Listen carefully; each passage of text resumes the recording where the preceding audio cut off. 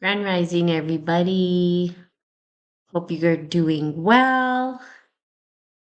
Back here on a Tuesday morning, a little later in the morning, to just discuss expanding consciousness. What does it mean? What are we talking about?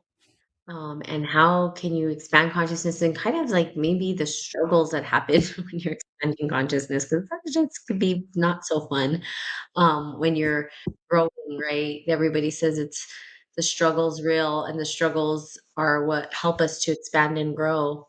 I always think of like the plant going through the concrete, kind of like breaking through and like trying to reach up to the sun or whatever it is. But expanding consciousness, like, and there's many things like you can read about, okay, well, how do we expand consciousness? And I think what often happens is people get very in their head and about it, and then they try to make it a logical thing as opposed to an experiential kind of wisdom embodiment of what it would be to expand consciousness rather than really kind of rationalizing the ideas behind expansion of consciousness. So, what does it mean to even embody, right, this expansion or to even experience an expansion of your worldview? Because I would say, I don't know, how do you feel about it? Like in terms of worldview, Pam, do you think consciousness like it's part of it, right? Like consciousness is everything, but like, thinking Mm, about expanding your worldview or expanding your way of perceiving the world or even mm. allowing new narratives to come into your mind about how the world works or operates, right? It's just like it's an interesting thing and it's not easy for most people to like to open up to allow Right. themselves to stretch if you Yeah. No, I agree. I think for me, the biggest thing that helped was when I started traveling. Because I mean, like I've said before, I had children really young. Mhm. And so, I was realistically 16 and 20 and married, at 21. So I was very much in New England, right? Confined to Mhm. this little corner of the United States, just, maybe traveling 4 hours from one state to another state for like the first 3 decades of my life, though. That was all I knew, Mhm. was a little bit of city life and then a little bit of country life. So once, the divorce happened and I was, independent to finally make choices and travel on my own, that helped me totally understand different cultural things, of different places, just ways of life, just having more empathy and compassion, realizing how blessed I am, even eating the food, which we've had conversations about plenty of times. When you feel how impacted your body is, you know what I mean? How Mhm. your whole body feels gross or disgusting or really healthy. So that expands your consciousness, at least in my perspective. Yeah. When you're talking about worldview, I guess that's what the Uh-huh. first thing I'm thinking about is all of my travel compared to Mm. like my grandmother who never even drove, who never really left the city unless she was riding shotgun with somebody else. But I don't know that she ever got on a plane and went anywhere. So to me, I feel like it's almost a comfort zone or a container where we kind of hold ourselves limited, from expanding. Um, Yeah, that's crazy. I mean, I couldn't even imagine it. Hey Chuck, how are you?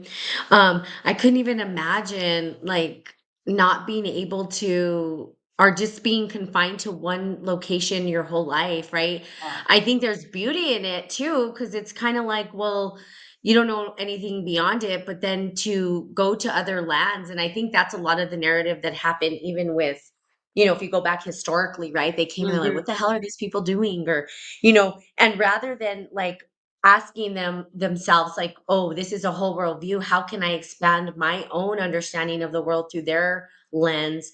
They're like, they're wrong, they're beast or they're savage or whatever it is, right? And it's like they're not doing it right. Mm. But and then, oh, the foods, what is this? It's like But you're absolutely correct in, like, traveling does expand consciousness in a huge way, because Mm. you start to see how other people live, and you may not like the way that they live, or it may be uncomfortable. Like, I'll tell you now, when I lived in India, totally different. Mm. It's completely different from the United States. Yeah. Everything is very, um, covert. It's all in your face. There's they're not hiding anything. They don't hide their trash. They don't hide, Yeah. and you come here, it's over. Everything's hidden. Everything's like proper clean. Very different. And it was funny because even when I was there in India, when they were because I did it for school, right? And so this guy Jacob, his name was Jacob. He was so cute. He was kind of our guide, so he was kind of telling us like, here's how India works in comparison to like the United States, right?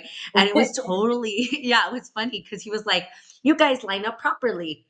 Here, lines are suggestions. And it's like, and it's true. It's like, if you want to get food in India, you better put yourself and be assertive and get to the front of the line, or you're never going to eat, right? Yeah. Traffic, right? Lines are Oh, suggestions. So traffic, but it's like organized chaos there in the traffic, yeah. right? Just a totally different experience. And Mm. it does expand your worldview, because at first I was like, whoa, this is so different, Yeah. right? It's like to even think that people like actually live that way, because you don't know unless you experience it yourself. Right. And then finding the beauty in it, which is cool, and that's where the consciousness expands. Because if there's this block of like they're doing it wrong, right? Then it's like you're not trying to find the beauty in the experience that they have in life and the way Yeah. that they're perceiving the world, right? It works for them. Right. How the hell traffic works there is beyond me, but it works. I do not Oh, think I could drive out I know. there. I'm pretty sure I I know. would probably crash. There is no room to look at your phone when you're in traffic in India whatsoever. Yeah. You Same don't thing when put your hat What the what? Go ahead. yeah. No, in Peru, it was the same thing. We talked about that. They have no right of way, and it's just all these, like, angry, aggressive men on their horns from sun up to sundown.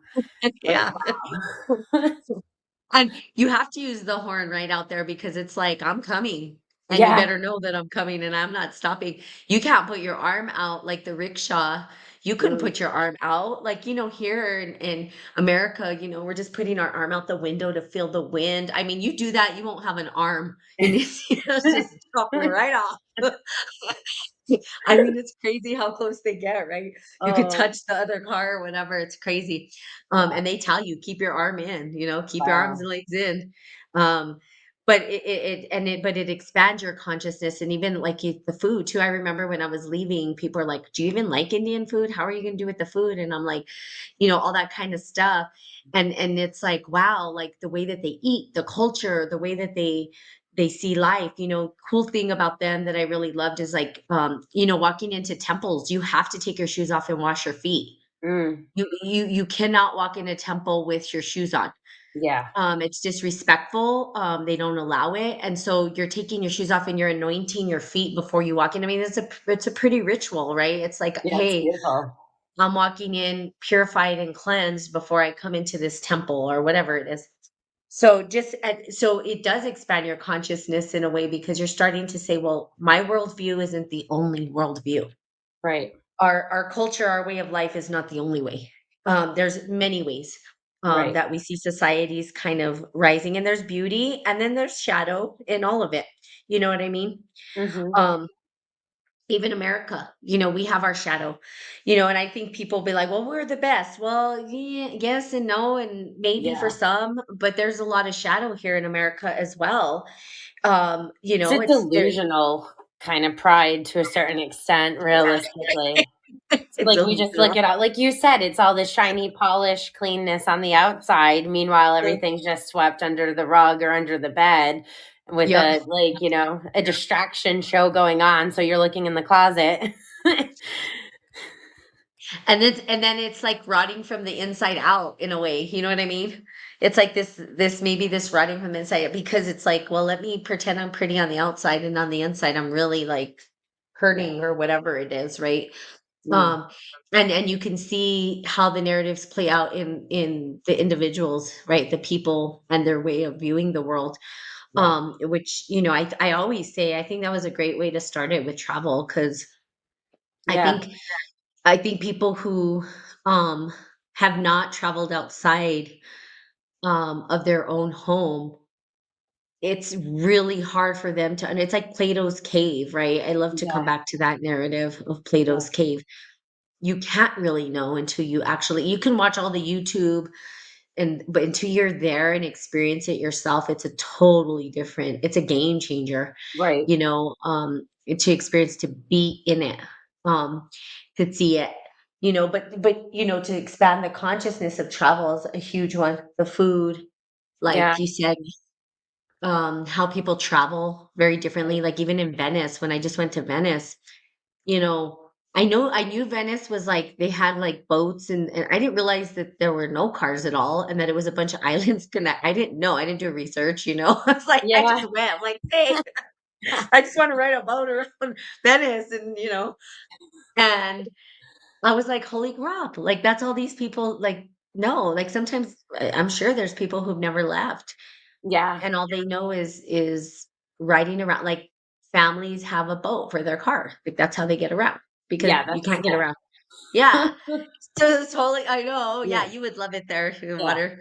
Well, it's like that at Machu Picchu too. There's no, you Uh-huh, have to take the train from Alite Tambo all the way uh-huh, up uh-huh. and it was just the bus going from like, the pickup spot at the bottom of the hill all the way up the mountain to Machu Picchu. That's it. It's like 20-minute bus ride. So it was really cool to spend I stayed there way too long because there's like 5 days, and they're like, oh, most people do like two, three tops. So I totally got that. But so for me, it was like, okay, well, I've seen everything. I've been here. Yeah, you can't walk. There's no driving. You're just walking, and it's really awesome. So then I just started walking in the jungle and just kind of took off and spent a whole day, exploring up in other villages, and it's cool because I remember walking by. Like the railroad tracks, and they were still digging it. The men were in the little like ditch gully digging it using like hand machine crank things, I don't know, to dig the ditch and to like put down tracks or make repairs. Right. And you don't see that in America at all. So even that, I just kind of stop. And for me, I'm such an observer where I Yeah. really will just be quiet and not talk, and I just observe and analyze. And it doesn't matter, if I'm at work or if I'm hanging out with friends, like I just naturally find myself going into this observer mode. And I think that and that's where I find like a lot of self-reflection, a lot of connecting or resonating, compassion, empathy, whatever. And I feel like that's where I grow too, um, and expand by just, I think instead of just walking through a scene, right? Instead of just walking through an environment, we really need to feel the environment. I think we really need to like understand, what the energy is that's maybe causing our mood, right? So it's easy to feel peace and joy when we're out in nature, but then in other places, it can be chaotic and overwhelming.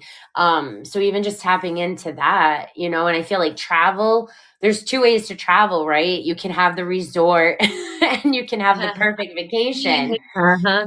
if that truly exists. But then there's other ways, right? There's Sure. doing some of the tourist stuff, and then there's Mhm. getting down to the nitty gritty and living like a local.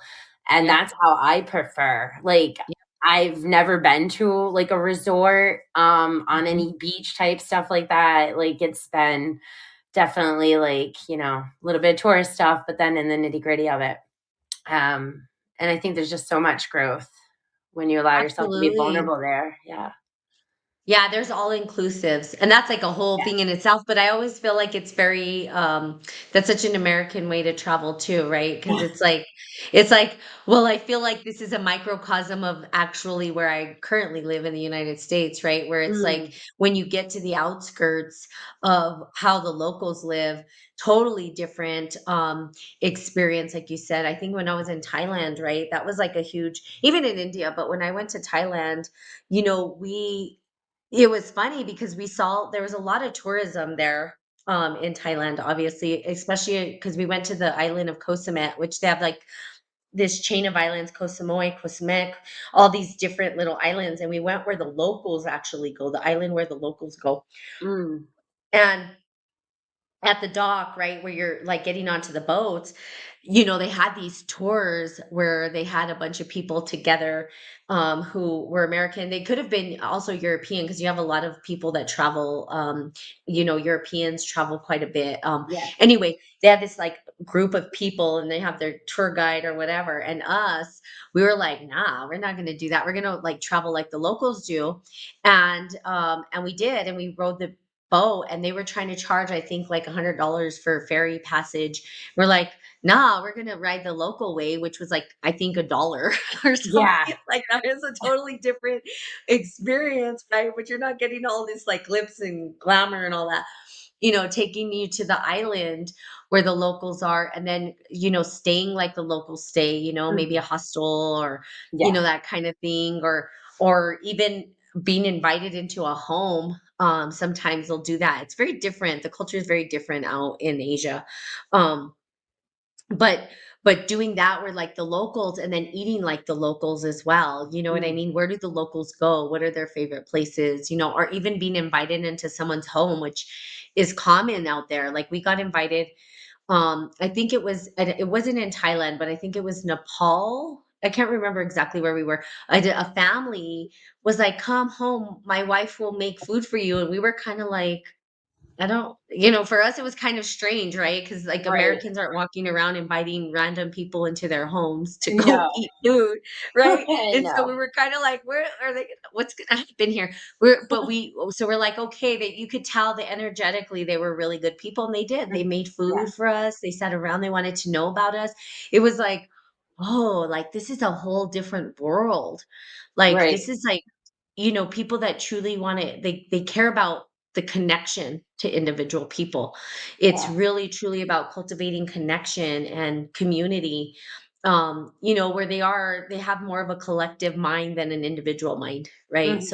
So they're raised very like sharing food and putting it in the middle of the table and like everybody just kind of gets food together and they eat together and you know, they still have a lot of that traditional stuff going on, but very, very different to travel, you know, like you said, between the two. And I've done other things like Cancun. We stood at this resort. It wasn't an all-inclusive resort. It was more of a um the hotel was like a resort, but it wasn't, it was so far away from the whole glitzy glamour resorts that we were had to bus into the places Mm. that were more glitz and glam. But we also did do this tourist stuff where we did zip lining into these under cave tunnels, right? Where you zip line into the water and then you can swim into the water where the bats are and you had somebody guiding you and stuff like Oh, that. wow.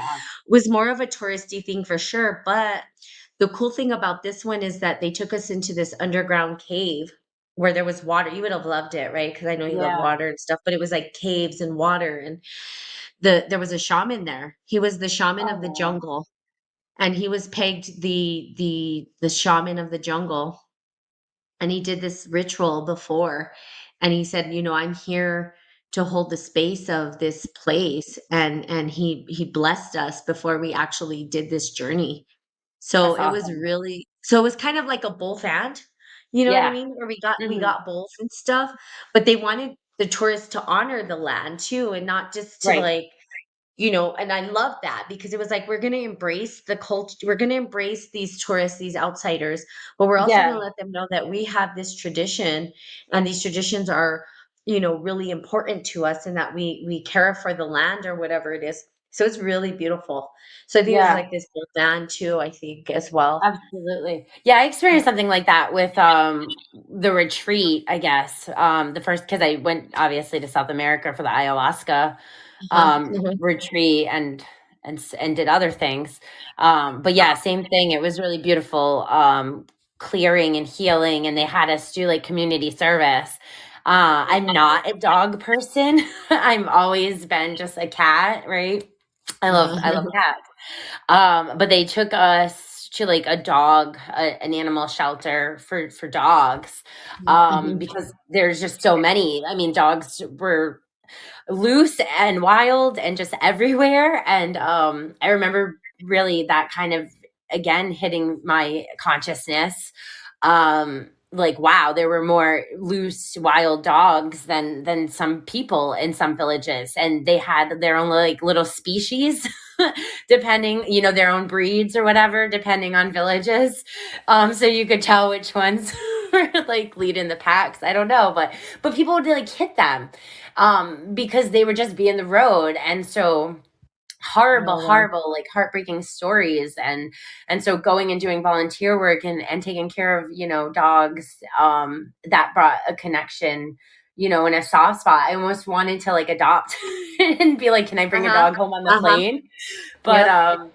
but then it really made me think about like how we are here, you know, and how we really treat animals and our pets. And so, you know, it made me thinking even about like laws. And but then it comes back to that, well, I'm one person and what can I do to make a difference? But I just really remember really being impacted by that, and having like a new soft spot for dogs. Yeah, and that's part of the expanding consciousness, right? Because it's Yeah, like you never exactly. thought you would be a dog person, and then all of a sudden you have this newfound, profound connection to this animal or creature that you never had before. And then Yeah. it expands, your worldview or Hmm. how you experience it. And you're like, wow, now I feel this deep connect. And I was opposite. I think I never really liked cats. And then all of a sudden, there was this expand no, seriously, those like No, it cats and doesn't stuff. surprise me. That's why I'm Yeah. laughing. Yeah. Yeah. I'm like, I'm serious. This is the truth. And then, I think in other cultures too, of like really looking at real world problems that are happening beyond our own kind of Mm, neighborhood. Since we're talking about travel, like I did some volunteer work at it was called Snehadan, which was a they had children who had HIV AIDS, and so it was running rapid in India that these mm, people who had it on the streets were spreading it and all that. So the parents would die. These kids would grow up with it, not knowing, and then when they would become adults or whatever, they would then spread it, right? Because they didn't know, right? So yeah. so basically they took these kids whose parents were dying and they were teaching them about what it was and stuff. And so we went to their little camp and all that and helped the children, played with Mm, them, read to them, all that kind of stuff. Which was such a beautiful thing. yeah. But to even see that, there's these issues that are happening, beyond our own microcosm sufferings that we have within our own family unit or whatever, that there's this bigger thing that's going on that we don't even realize, right? Or or Right. or, or notice, kind of these hidden things. And so I mean, there's like these world things that help us to expand the way that we see the world as well. You know what I mean? And reconnecting with, nature as well. Like we did, you're talking about refuge. We went to an elephant refuge. Mm. And I was able it was so cute. I was, like, washing this baby elephant, and it Aw. was just playing with us. I know it was cute. I I love had a picture, elephants. like, touching it. Yeah, it was so Yeah. cute. They were so, such beautiful creatures because nature can teach us, traveling can teach us, Mm. connecting with animals can expand. I Yeah. think about kung fu, and I think about what the monks were trying to do with kung fu in terms of really looking at how to become or be the lion, how to be they were really trying to embody the essence Mhm. of the animals or of the elements, or which helps us to expand our consciousness as well, because that becomes more of like as above so below, right? Yeah. And to be able to embody these elements, right? And so there are so many different aspects and ways to expand consciousness. Dreams, last night I had a dream. It's funny. Last night Oh, I had a yeah. dream about snakes, Oh, and there you go. there was three snakes, three, all different breeds. It wasn't the same. One was like this orange yellow one. None of them were venomous, and none of them were. They were all just there. One was black. And I can't remember the color of the other one, but there was 3 of them Hmm. all together. And, the black one was shorter. The one that was like, orange, white, cream color was longer, bigger, had like kind of like that diamond head. Huh. The other one was Yeah. more like the black viper, the mamba, the black mamba head, where it's Yep. just kind of rounded. And I can't remember what the other one was. I'm sure it'll come to me eventually, but they were all there, and I was this morning thinking like, why snakes? Why did they show up in my dream? I know I was looking at like reptiles yesterday too, like lizards. So it's probably part of it, right? Is like the imagery or whatever, but these 3 snakes kinda showed up and not violent. They were just there, like, on my lap, just Yeah. with me, which was pretty cool. But to understand how that dream can expand consciousness or live within my own, like, subconscious mind is telling me something or leading me to look at something else, you know what I mean? Right. So that is another way that our consciousness can expand. It's really looking at our dreams and Absolutely. interpreting and understanding what that might mean for us, subconsciously and consciously, and then how to grow from that. Hmm. No, I Hello, agree spiritual completely. doctor. Go ahead. Sorry, spiritual doctor. I was just saying hi. No, that's a good name. No, I agree. I feel like dreams are super important to me. I've had so many beautiful they're just the ones that you can't shake, right? Like you can still years later remember details or emotions or feelings. That's why I created my workshop, the dream interpretation and creative expression. Um and I went after like our dream specialization Uh-huh. with our master's degree. Right. um I'm just so drawn and passionate in exploring that. So as you're talking and saying stuff, definitely there's like archetypal symbolism that appears from there that like, right, if you chose to work with it and explore it, I'm sure it Mhm. would give you, the understanding of the transformation, that you're kind of going through. But Mhm. absolutely, dreams are so powerful. And I think the biggest thing with that too is people don't recognize that like our food, our diet, like the things that we consume can make it so that we wake up and we're like, I don't have dreams. I don't recall them. A lot of people that I've known personally or that have always been like, I don't dream. And that's not true. I think just sometimes because of all the substances, it impacts our body. So that maybe we wake up and we can't reconnect, but there's definitely ways to work with that. Because I think it's an important picture in the wholeness of our psyche. Mhm. um so you can look at ego and you can look at soul, but I think to ignore the dream realm is to kind of ignore those aspects of yourself as well. Because even though they're crazy and they're weird and they don't make sense sometimes, Mhm. they are a very important aspect of our consciousness that is like a puzzle. So if we can figure out how to build a relationship to decipher it, I think that's really, really important to grow and evolve.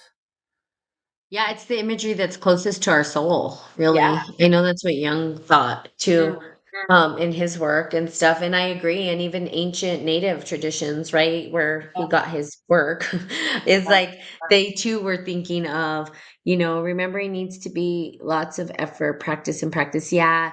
It's funny because with the dream realm, I'm opposite of that. And Pam knows this. I have since I was a kid remember my dreams every day.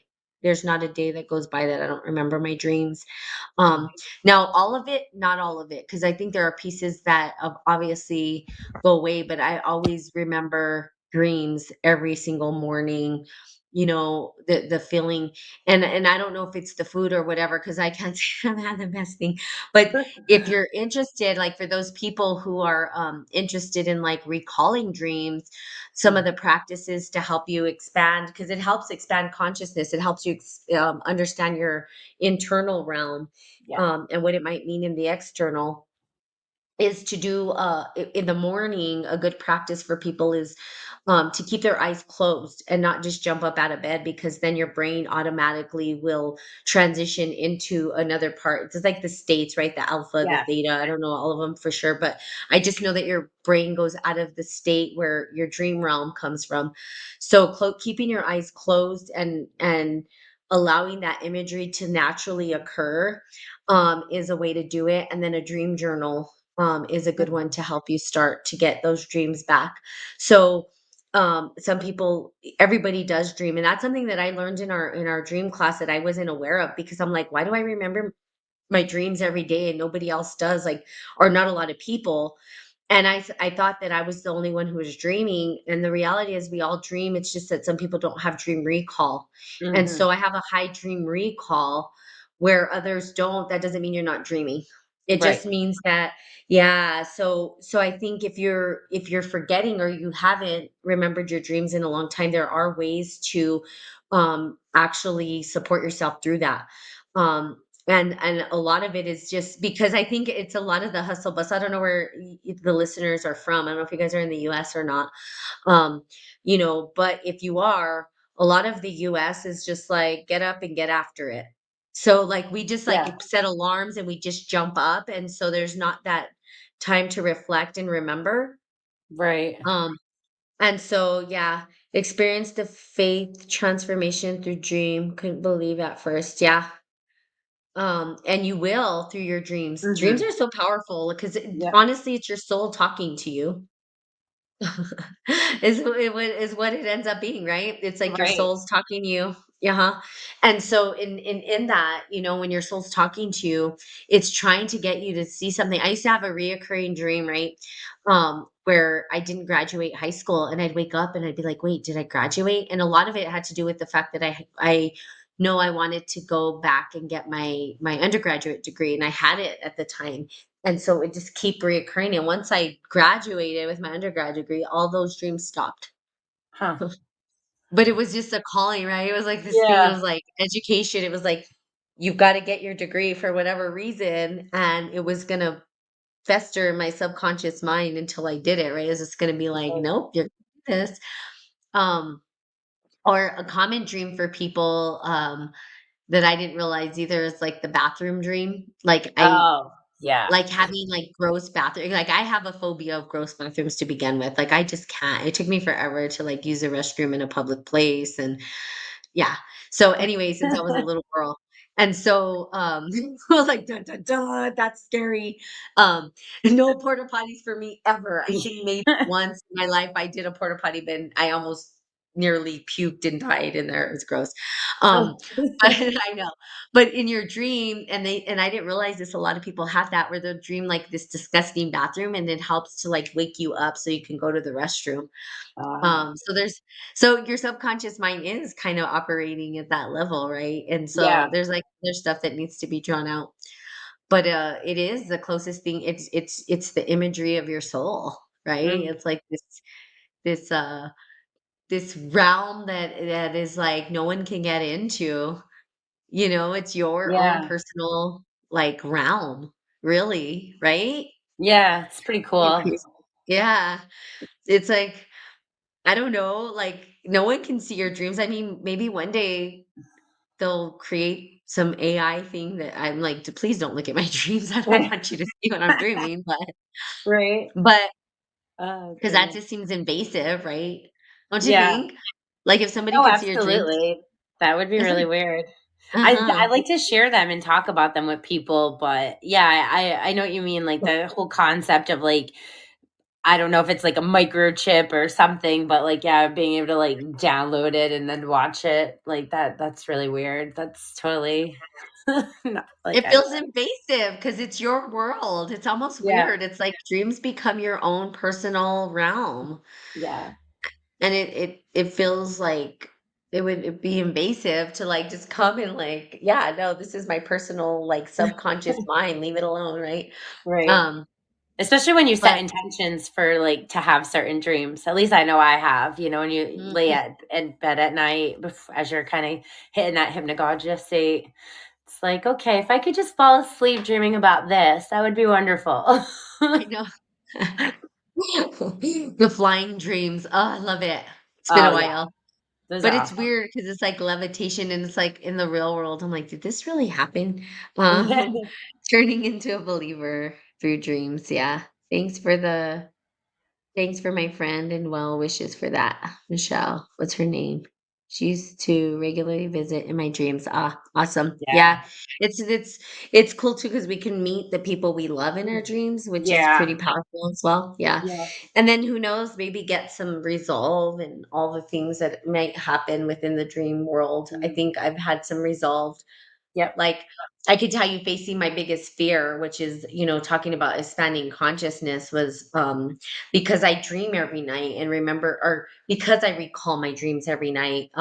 Freddy Krueger was like, you can Oh, imagine that was like the worst thing for me to watch. And for whatever reason I was watching, why I was watching it, I don't know. And I had nightmares because of course that's what crept up and I was so afraid to go to sleep. I was like the people in the movie literally trying to yeah. stay awake because I was so afraid that I was gonna have a nightmare, and I did, and I did, and I did, and I did.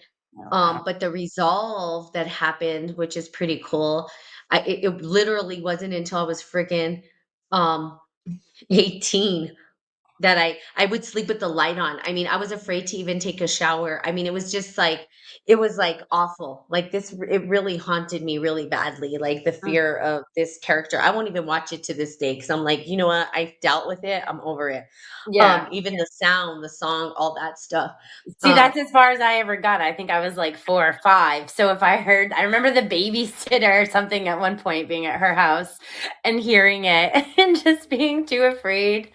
And yeah, too sensitive. Like still don't like horror movies or anything like that. So I yeah. think it's And definitely to an empath resolve thing for it, sure. uh-huh. Yeah. But to resolve it, I had to like honestly, when I was about 18 years old, I literally just was like, all right, I'll just be your girlfriend. Like I didn't know what else to do. I was tired of trying to run and tired of having nightmares.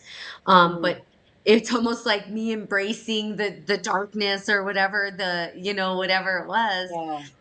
And I was like, "Let's just kiss," which is kinda gross, right? But whatever, it is what it is. That's how I got over it, but there was this acceptance of the shadow side, right? And Yeah. being like, it deserves love too. So there was an expansion, in consciousness around that dark force or that energy of the predator. Not that I would go out and just be like, yes, I am okay with this, but I had to embrace that side of it, or I would have always and forever had nightmares, you know what I Yeah. mean, around this. And what an awful, an awful character for a child who's a dreamer, you know what I mean? It was the Oh worst. It was yeah. like, yeah. Let's see, also reality, so dreams and a reality unfaded 100% pure consciousness, maybe. Thanks, ladies, for a wonderful show. Um, yeah, also in reality, yeah. So Yeah. dreams and reality unfaded, yeah. I definitely have had Oh, a few, sitting in my car moments at a red light and getting a flashback and trying to discover, okay, did that happen in reality or was that in a dream? Because I really don't know right now. And it was happening more and more often that I remember at one point it became unsettling. Um, mm, it was just consciousness, right? It was expanding in all realms that it was blurring lines and I couldn't distinguish like if it actually happened in a dream or if it happened in my real like physical life, within a day or two or something. So I think for sure the more work you do with the dreams, the lines can become blurred oh, for because you're sure. opening up the channel, right? You're Yep. saying like I want this connection, I want this relationship, I'm putting in the effort just like you would in any other type of communicative relationship. So the soul's going to be like, okay, let's start in with those images and see what you can handle or take from it. I always feel very blessed because I never really suffered from nightmares. I think I've had maybe just a Mm, couple as an adult. yes. And I've never had recurring dreams. Like I've never had anything play over and over. So I always find it fascinating when people talk to me about that. This is the recurring scene, and it's like, okay, well, clearly, right, it's some loop, it's some situation you're stuck in. Like, let's explore it. Mhm. But I love animals. Like, I'll definitely go do like the whole Google search. Boom, boom. What is this message? What is this animal? Because like you're talking about earlier, it's embodying those traits, right? Embodying those characteristics. So Mhm. sometimes it's not even about relating to the animal, but becoming the animal. So yeah, I think it's just so that's where I get all excited and I'm like, ooh, passionate. The conversation can go on and on. But yeah, it's Yeah. really, really awesome to work with dreams, I think. Yeah, and I do have reoccurring dreams. I think I told you about the reoccurring dream is like being in this maze. Yes. I don't think that one's gonna stop because I think it's the maze of the world. Yep. Yeah, yeah, yeah. We've talked about that. Yeah. I don't think it's gonna stop because this world is a big maze to me, right? It's like this big freaking Right, conundrum. I'm just like, I'll never figure it out. We're not supposed to, I guess. But right. but it's that reoccurring dream of like, each door has a different opportunity or it's a different scenario. Every time I open it, I don't know what I'm going to get. Mm, Sometimes I'm hiding from things, sometimes I'm running, sometimes I'm not. And yeah. then it's funny, it's like I get outside of the maze or whatever. I find the back door if it's in a building. I mean, it's a mall sometimes. I mean, it's just like these different, sometimes it's a house, it's all these different scenes, but it's the same thing. It's a maze that I'm in and stuck in.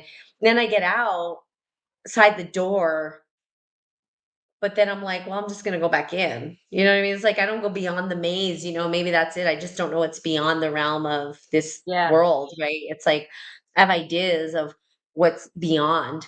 I believe in the beyond, and all that stuff, but it's like, do we really know the beyond? We won't really know until we pass beyond, right? Until Right. we're We're like back in really it. outside, until it's our time to go and we're beyond the veil of whatever this is. But I think with those reoccurring dreams, right? And it's like, the expansion of it too. It's like, well, what does it mean? I know recently I've been in like amusement parks for some reason. Um, which is interesting, and water, again, keeps Yeah. showing up, water, water, water. I keep ending up at water completely at water, water, water. So what is it telling me in terms of my personal life and what I need to do? I know I have a lot of transition going on, so my snakes probably showed up too. Yeah. Transformation, you know what I mean? There was Yeah. 3, all Yeah. different. I was like, I'm transitioning all parts of my life. It's like this snake, none of the snakes looked alike, but there was 3 and they were there and they all looked different. They all had a different, I'm sure, meaning, right? Absolutely. None of them aggressive, but there to remind me of like, yeah, you are transitioning. You are in this new phase of life or whatever it is. But dreams can be such a powerful tool for expanding consciousness. But also I think, like you said, the blurred lines, you got to be careful because sometimes we can move into psychosis with some of this stuff, Right. and definitely don't want to do that, right? We don't want people out there like dropping into psychosis and not kind of understanding what is real, what's not real. Right. I would say this too, because I think part of expanding consciousness is realizing how to bridge the gap between two, which what we were talking about earlier, Yeah. is we are in this sort of three-dimensional time frame where we are playing out this narrative in this body, in this lifetime, on this earth, on this planet. But also, we have this ability to tap into these higher truths, spiritual truths. And sometimes people want to stay up there with these spiritual truths and not remember that they're embodied here right now. Mm, And that bridging that gap between the two is like so critical because we're expanding consciousness is like can take you to all these other dimensions and time, places, and all that. But we have to anchor it in back into the 3D so that we can do the work. Like, what is that energy drawing us into? mm, And what is it asking us to do in this lifetime, on this world, on this plane, I do believe that individuals will transcend this time and space into, who knows, and maybe another body, another in a different realm or a different, who knows, right? Like there's so many infinite possibilities about what happens. But we're being called here And part of that narrative is really, and I know as time Pam, we should kind of talk about this, really anchoring into your stellar body Mm-hmm. and being able to bridge the gap between the macrocosm and the microcosm, which has Yep. been really kind of taken from us.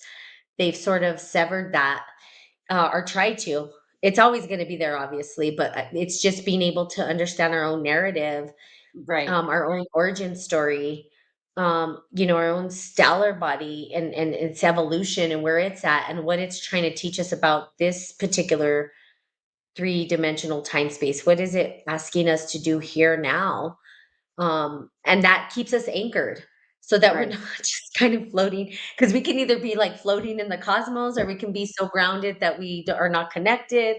And Right. it's like, where's the harmony that synergizes both, right? This big stellar connection to the macro, but also then narrowing it into the micro, which is like this point in time that we're embodying, this Mm-hmm. particular point in time that we're embodying, right? We're coming to this point, and it's how do we utilize all of that beauty that's coming from the macrocosm into the micro? Mm-hmm.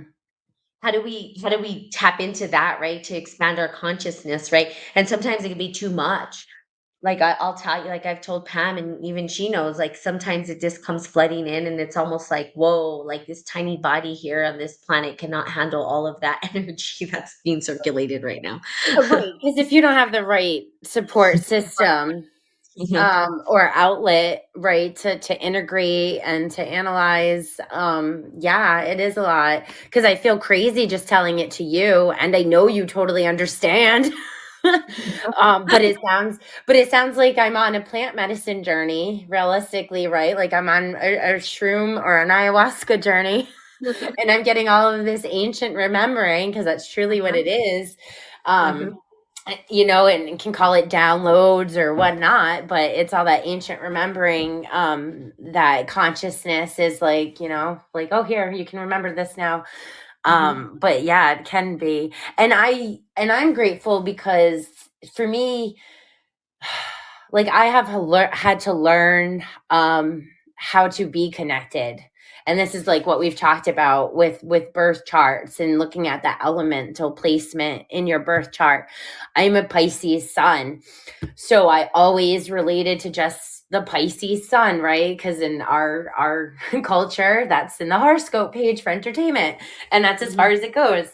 But really diving deeper into astrology and seeing my other placements and recognizing other things, I'm dominated by fire and I have no earth.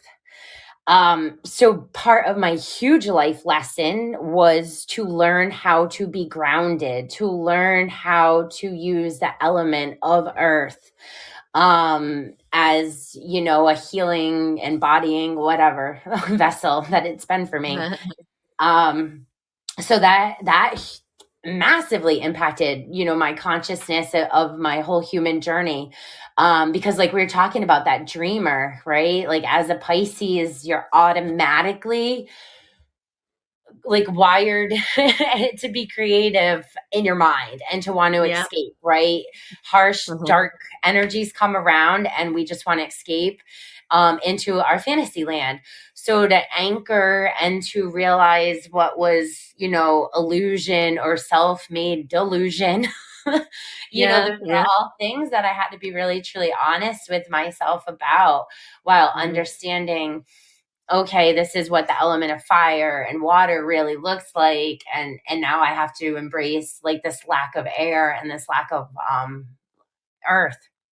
Mhm, So mhm, that mhm. that makes a huge profound, I think, impact on that human aspect, because then I'm getting this ancient remembering, like you said, like I want to stay there. It kind of just feels so good that it's hard to anchor back into the earth, especially when being a human can be so painful. Um, so it's like you're looking for that escapism into the spiritual. So Mhm. finding that balance and finding like, okay, I have to be human, but I can be spiritual, has been a profound part of my journey. Yeah. And I'm grateful that you you help me find more puzzle pieces realistically. Mhm, You know what I mean? mhm, And mhm, I'd like to think like I kind of did that for you because you mhm, were seeing things in fresh eyes based on mhm, just, since our twin flame kind of connection and what's mhm. come from that. Yeah, so it's beautiful, like to see how much you can evolve just with another person being like Mm. your puzzle piece. Yeah, and accepting that, right? And letting that come in too, because I think what happens often with individuals, and I always tell this to my listeners, like you got to be very careful about who you follow because this work ego can get in the way very quickly for individuals, right? Even the spiritual ones, even the ones who are the most spiritual and all this stuff, right? Is that ego is such a huge thing, and sometimes when you see someone kind of sitting on their ivory tower saying I have the only truth, Yeah. I run Hmm. completely the opposite direction. For me, spiritual evolution is a consistent thing in this particular dimension. Nobody's going to hold the ultimate truth because we're too tiny. There are some ultimate truths, I will say that radiate throughout this, like, harmony and love and the balance of dualities and stuff like that. So there are some universal laws I think that play out here Right. in truth, but to be the holder of truth in perception is not necessarily true because we all see it differently. Of course. We all have this unique blueprint. And I say that if a spiritual guidance or an advisor is telling you how they see it and that's your truth, run the other direction. Really, what they should be doing is guiding you to your internal truth and how that's going to play out to serve humanity, how you're Hmm. going to use your gifts to evolve humanity, how you'll use your gifts to support and help, and not from a I have it all, but from a learning, like a co-learning together. And I Yeah. think that's the power of what we have, right? It's like it is that we're constantly evolving together, like getting around people who help you evolve and together, and they're not just saying, oh no, I didn't evolve because of you. It's because it's like, no, like we're doing it together. I have some profound insights to parts of me that were untapped because of Pam, right? And Pam has the same thing going on with her. And we're just like, whoa. And it's just like this constant evolution and expansion. And that's how your spiritual advisors and people should be around. It should be this constant Hmm. evolution and expansion, not a I'm above you or this or that, or if you do, and that's fine. I'm not saying that people can't do that, obviously it's their life, but I would say I run the opposite direction when people are like, and I'm like, no, you know there is not a hierarchical thing here.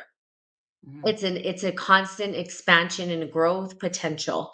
When you put it into the hierarchical kind of being, you're kind of recreating a three-dimensional time space for yourself, and that becomes time loops. And I'm not saying that that's a bad thing. We do need structure, right? But what does the structure look like that's conducive to all spiritual beings that are trying to evolve? And Hmm. then a hierarchy is not necessarily, that's not going to be conducive to consciousness expansion.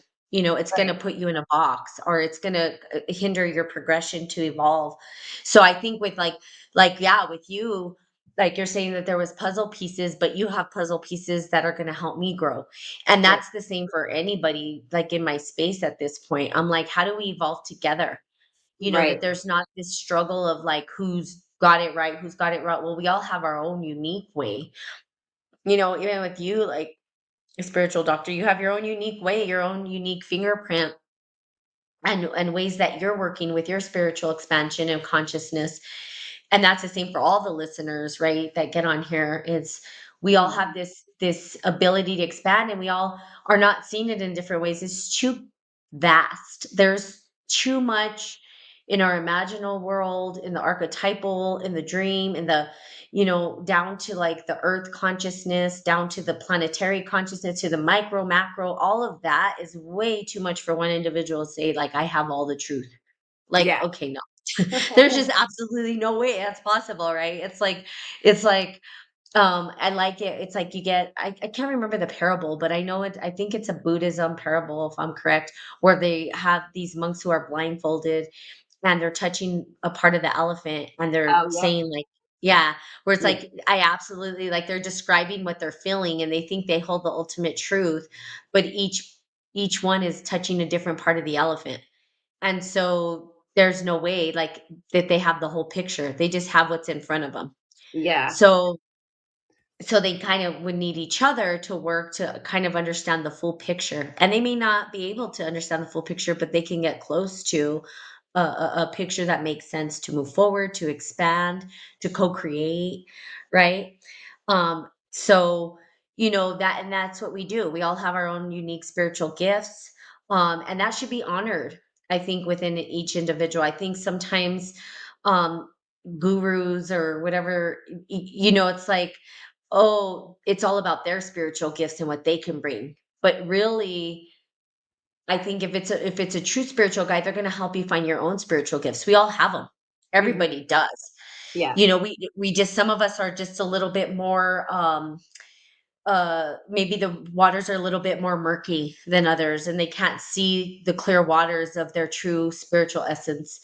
Mm. And so they need to kind of clean out that stuff so that they can see clearly what they're here to do, what their spiritual gifts are. And that's really what a spirit guide should be doing for people. But and then I know I just kind of went off, but that's because, that's the same thing. It's like you're absolutely correct. And like there was a lot of things that we worked through, even individually, like me being resistant to stuff like, hey, let me figure it out. But also then let me hear what you have to say. Let me at least open my heart to hear what it is you're seeing that might resonate with me, right? Mhm. Um, because we still have those blocks. Like I still have them too, right? Like, whoa, whoa, whoa, whoa, whoa. This is like way too much for me at this point. Let me figure out what I know for myself. And then figuring out the pieces and going, okay, I'm ready to receive the information. Like maybe I'm not even ready at this point to receive the information, right? And then when I am, and then I start to see it and say, okay, now I'm ready to kind of open up to see this new part of myself that I couldn't. And then how does it connect into these pieces of myself, like anchoring back into love, as a way of motivation or receiving healthy masculine energy into my life, into my heart, you know, um, not closing off to that, and being able to see that or realizing that, I came in with this ancient knowing and remembrance because I took on an entire intelligence, right? Like a planet intelligence or whatever it is, that Mhm. lives inside of me. Like those things are like, whoa, yeah, okay, that makes sense, right? That's a narrative that resonates with me. But not getting into the psychosis of it too. So there's Right. that both and, right? Where you expand consciousness, but don't drop into psychosis as well. Remember, you're Right. here in a three-dimensional time space. What does that mean for me?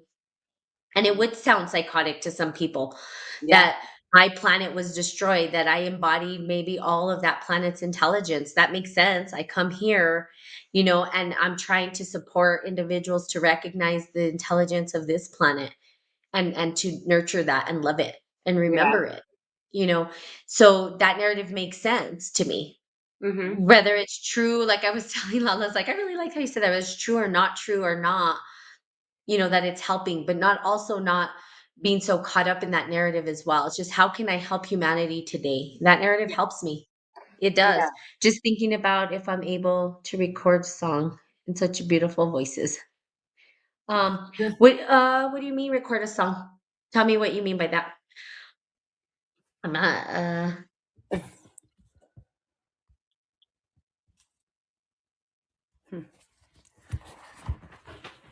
yeah, if you just tell me what you mean by that. I'm not sure what you mean by that, but